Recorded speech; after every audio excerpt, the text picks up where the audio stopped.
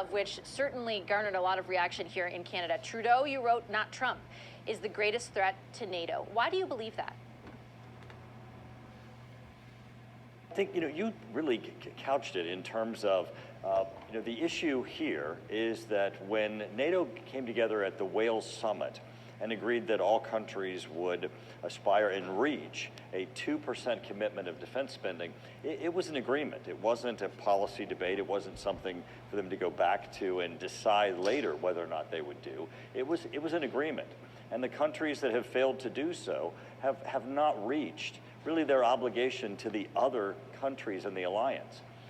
Today, as we look to what the threats are to other countries, every country who's not reached that is really failing in their commitment to the others. Now, the United States and Canada have strong relations. I'm here very proud to be in Montreal as part of the NATO Parliamentary Assembly meeting here in Montreal. It's exciting that Canada is hosting this meeting.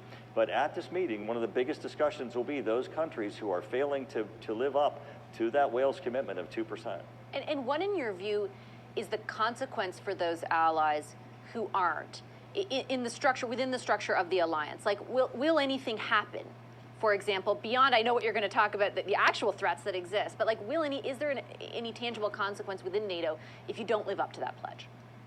And you guys have to remember, our air, sea, and water are open. Russia is right across the Arctic from us. He's our neighbor. Russia is Canada's neighbor. We could be hit at any time. We have no army. We have nothing. So stay alert, Canada.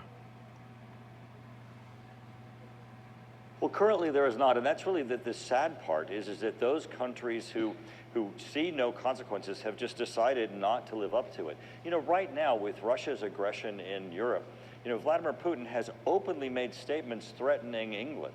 He has openly made statements threatening London.